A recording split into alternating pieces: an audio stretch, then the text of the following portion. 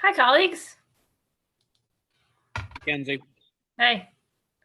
We're competing with an extremely nice night. That's why I'm enjoying both my job and my outdoors. I'm jealous. My internet doesn't carry enough for that to be an option.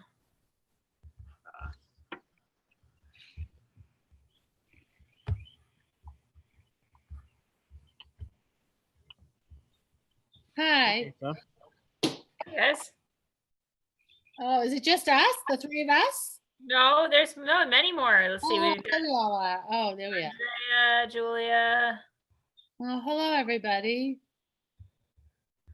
I was just saying that it's a really nice night out, so I think our hearing attendance may suffer accordingly. But Nobody signed up for public testimony? we have a few people, but yeah, we'll. Go back in a second.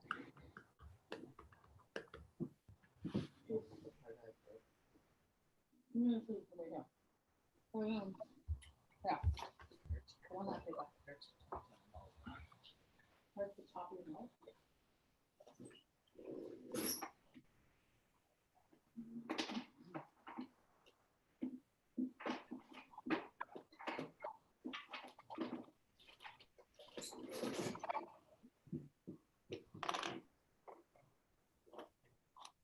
Caden's here hanging out.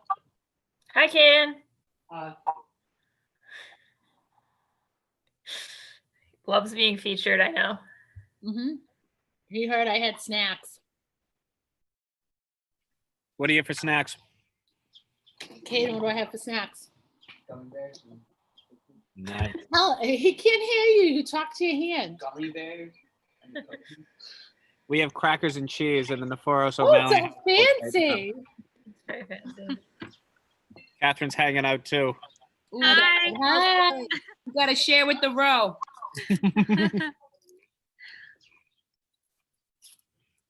Ugh. All right. You didn't like the cookie, so. So it goes.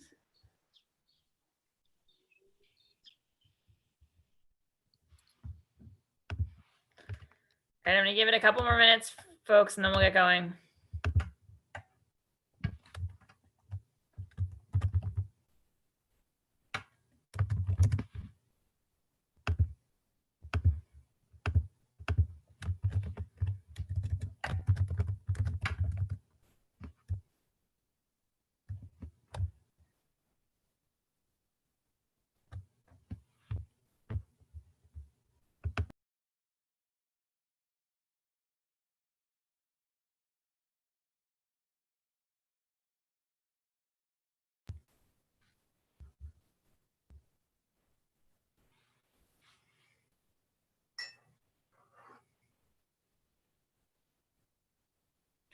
If members of the public who have joined the Zoom could just raise your blue hands if you're intending to testify. I'm assuming everyone is, but it's just helpful to know.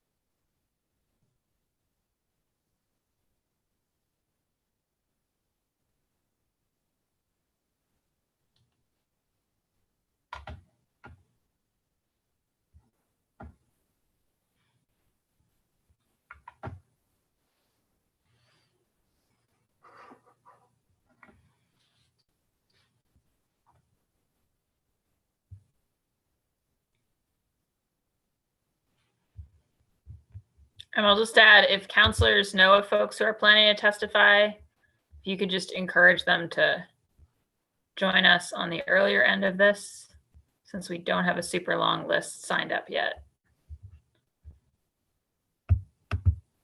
Hi, Kenzie. Can you Hi, hear me? I can hear you, Julia. Yep. So on my calendar, this is from 6 to 9.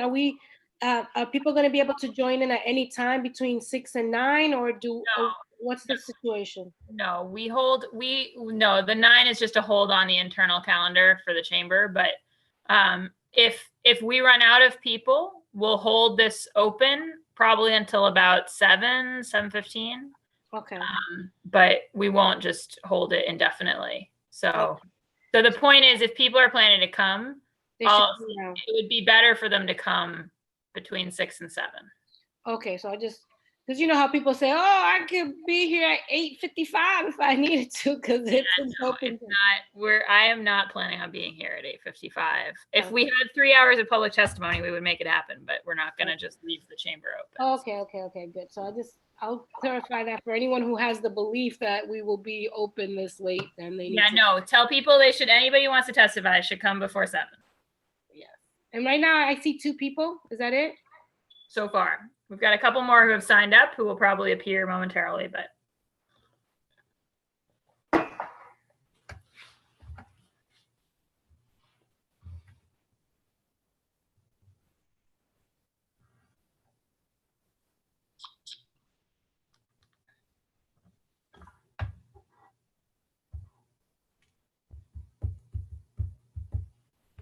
But I think I'm going to get going in a second. I will just let I'm going to read the opening statement, and then before we jump to members of the public, if any members of the council who are here want to say something very brief, you are going to be welcome to. So, Candace, we good? I think I'm all right. Matt, you should be darker by now. You've been out there all day.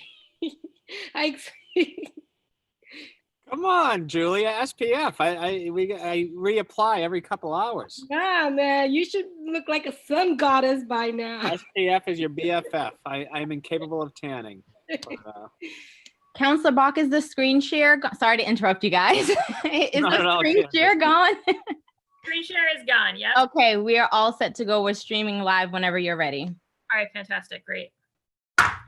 Calling this hearing of the Boston City Council's Ways and Means Committee to order. For the record, my name is Kenzie Bach. I'm the District 8 City Councilor and the chair of the Ways and Means Committee. This public hearing is being recorded and live streamed at boston.gov/city-council-tv. It will be rebroadcast on Comcast Channel 8, RCN Channel 82, and Verizon Channel 1964. We're in the midst of a budget review season of about 27 hearings over 6 weeks. We're in the final week, and this is the 4th to last hearing in that review process, although it continues into June as the council considers its vote on the budget.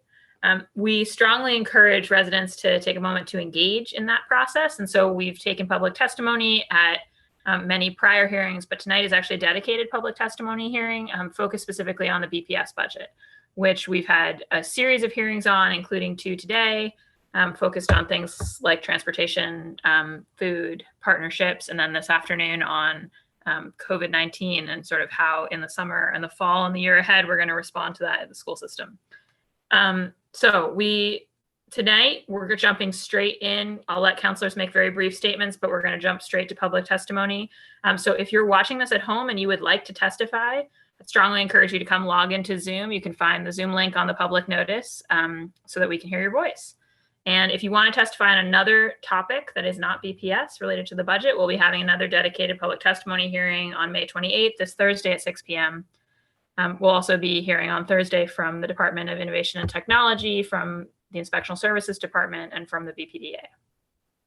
You can also email your testimony to the committee at ccc.wm@boston.gov, or fill out the form on our website at boston.gov/council-FY21 budget. Or you can informally tweet us your questions using the hashtag BOSSBudget, BOS budget. So today's hearing is on docket 0588 to 0590, orders for the FY21 operating budget, including annual appropriations for departmental operations for the school department and for other post-employment benefits. docket 0591 to 0592, orders for capital fund transfer appropriations, and docket 0593 to 0596, orders for the capital budget, including loan orders and lease purchase agreements. So those are collectively the dockets that make up the city's FY21 budget.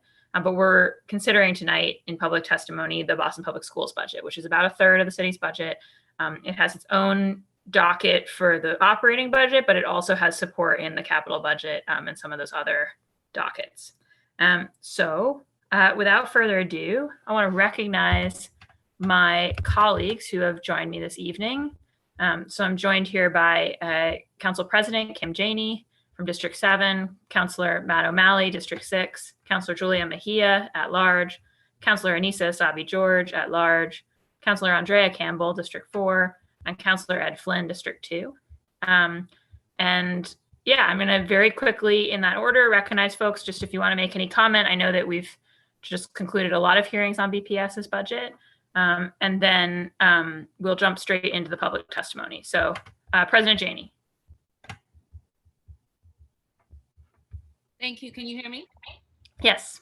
Thank you so much for the opportunity, Madam Chair. I think this is probably one of our most important hearings, having the opportunity just to hear from concerned residents, to hear from parents, to hear from students and young people themselves. So I'm happy to sit back and hear ideas, suggestions, and ways we can invest in the FY21 budget for them. Thank you.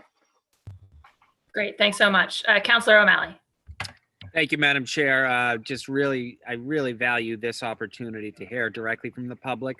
This is a relatively new construct to our budget process. I want to say it was 3 or 4 years ago where we began designated time specifically to hear from folks. As those who will soon testify and those watching know, it often can be after hours of our questions and presentations from the administration. So this is a great opportunity. And it's important to have a specific BPS dedicated opportunity to hear from folks. So I just really want to thank you for continuing this. I look forward to hearing from our constituents tonight and then others in the weeks ahead through phone calls, emails, and other means. So thank you. Great. Thank you. Councillor Mejia. Hi, yes, thank you, Chairwoman Bach. I am too really excited to hear directly from the people. This is my first hearing, and well, not really. I've been in other hearings, but this is, this is the first time that we get to hear directly from those who we represent. As you all know, I believe that all means all, and nothing about us without us is for us. And I'm so looking forward to hearing directly from people who are living the realities and doing this work to inform our thinking. And thank you again for all your hard work, Councillor Bach, in making all of these things happen. And thank you for those who have signed up to speak and make your voices heard. Great. Thanks so much, Councillor Mejia. Councillor Sabi George. Thank you, Madam Chair. I appreciate this this other opportunity for public testimony. Is this our last evening for public testimony, or do we have one more session? We have one more focused on other non-BPS. Yeah. Great, perfect. So I look forward to that as well. I think it's important to hear from our residents and from those that are interested in our budget process and how we're choosing to spend our city's money and resources. I'm going to leave it at that. Thank you, Madam Chair. Great. Thank you. Councillor Campbell. Thank you, Councillor Bach, and thank you for continuing the tradition of public testimony space only. And of course, thank you to all the residents who participated and signed up to participate, extremely important. And also for making sure that folks who cannot participate during this time always know that we're available to receive their comments, suggestions, and ideas with respect to the budget. Obviously, this is a difficult time for many who don't have, unfortunately, the time to take out this evening. So looking forward to hearing from them through other channels and means you've created. So thank you, Councillor Bach, and thank you to all the folks in the public for participating. Great. Thanks so much, Councillor Campbell. Councillor Flynn. Thank you, Councillor Bach. I'm also looking forward to hearing from the public on this important issue. A budget is a reflection of our values. So again, like all the other councilors mentioned, looking forward to hearing about the points of view from residents of Boston. Thank you, Councillor Bach. Great. Thank you so much, Councillor Flynn. Yes, glad to be having this opportunity. As I said at the outset, I know that we are competing with a really beautiful spring into summer kind of evening tonight. But the BPS budget is a really important topic. It's a third of our city's budget. As we spent today discussing, it's a very uncertain year ahead. So it's good for us to be consulting together with the public about what to do on this front. So without further ado, I'm going to jump to public testimony. And again, if you're watching from home and you want to testify, I'd encourage you to come join us on the Zoom link this evening. Okay, I'm going to first recognize Mal. So 1 second.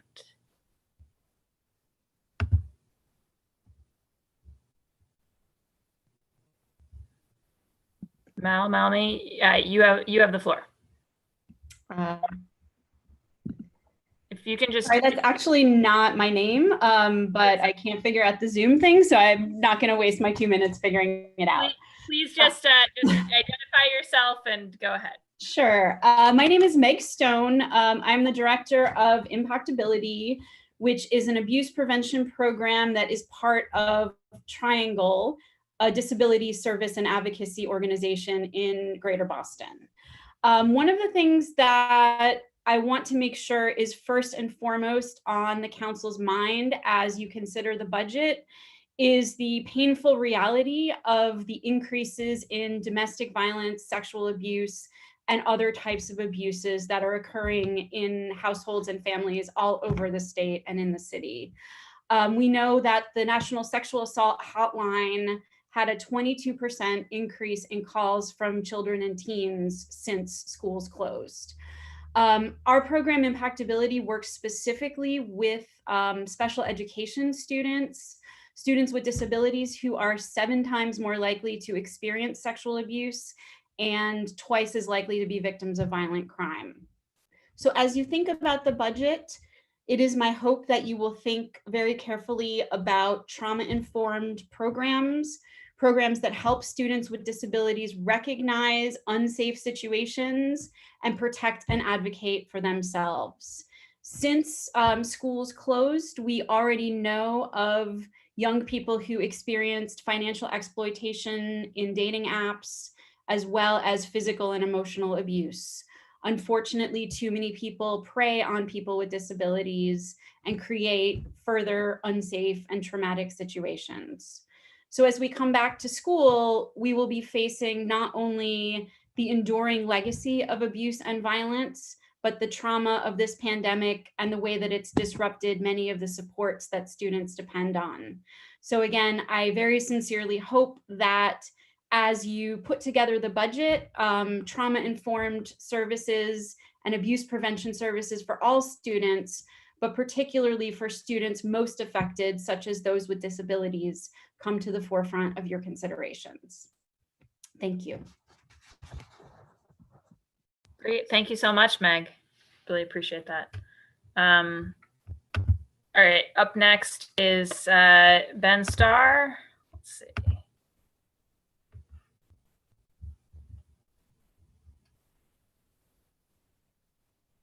Ben, you here to testify?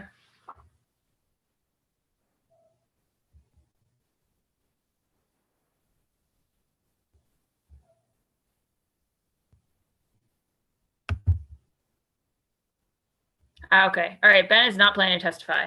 Thanks, Ben. All right. Well, so we're waiting on further public testimony. Before we let you go, I just think, given the constituency you're representing, if there's anything more you would have said if you had another minute, go ahead. I did my 2-minute rehearsal that I put all my thoughts into 2 minutes, and now I don't know. I guess what I'll say is that the Impactability program is one of the few evidence-based violence prevention programs that has actually been studied on teenagers with disabilities and with intellectual disabilities. It was actually studied on Boston Public Schools students and found not only to be effective, but many of the gains of the program were maintained a year later.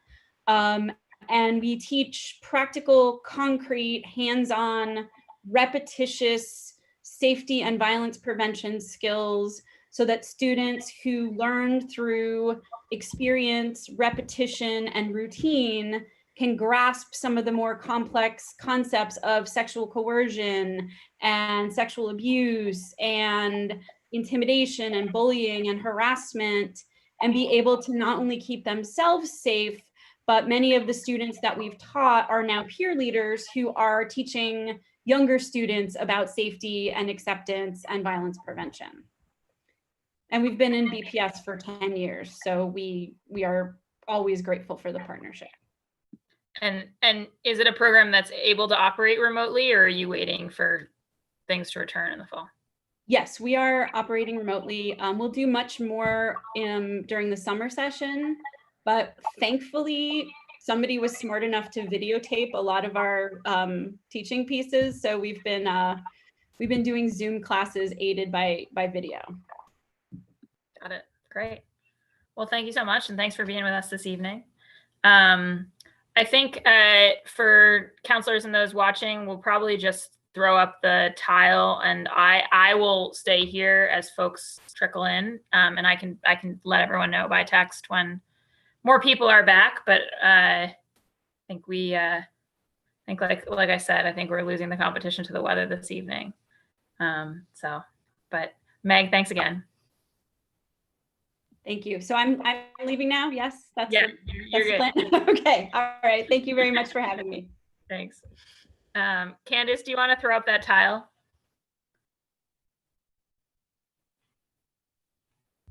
Yeah, and like I said to colleagues, I'm happy to stay and just, we'll certainly keep this open until 7, maybe 7:15. And if we get back to testify, we'll recommence, and I'll shoot everyone a text. But You'll text us, right? I will, absolutely, I promise. But we're just here to listen. That's it. We're not gonna be called upon, right? No, we're here to listen. Exactly. Okay. All right.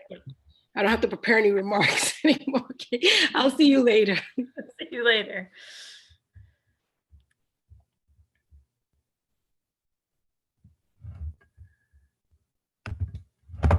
And Dee, are you able to listen from outside and enjoy some of this weather that you're competing with, or that we're all competing with? That we're all competing with. I might be able to. It's funny. My internet isn't good enough outside to reliably use, but it's probably good enough. It's good enough to wait. Yeah. Yeah, exactly. I appreciate your consideration, Madam President. If you have a nice little balcony or deck or front stoop or whatever you have. Yeah. Are we on air? Are we being live streamed? I'm afraid, yes. This is a continuous video. Just checking in. Yeah, no, this will just keep streaming. That's the only way to sort of keep it open for the public. But it's nice to see you, Councilor Asabi George. Nice to see all of you. I'm gonna have to up my photo game with Council Janie's placeholder avatar. Yeah, it's pretty cute. And lately, Asabi George, you've been throwing some threads out here. That's a nice shirt you got on today too. What are you saying? I don't typically dress well enough for you? Yes, you look very fancy. No. Listen, you want to take it however you want to take it. I'm not saying all that. I'm just saying lately your threads have been on point. That's a very dope shirt. Yes, but it's just the jeans down below. I see you dressing up in here. I don't know, between you and Kim, I don't know who's always trying to outdo each other. Both of y'all always looking sharp. It's not a competition. No, but Flynn will win anyways. Flynn. Yes, that is true. Oh, Flynn's gonna come suited up regardless. He probably has a full suit from head to toe on. Yeah. I once saw Councilor Flynn do yoga in his suit. Hi, Ed. True, it's true. True story. That should be the challenge. Yoga in a suit. Yeah, the Ed Flynn challenge.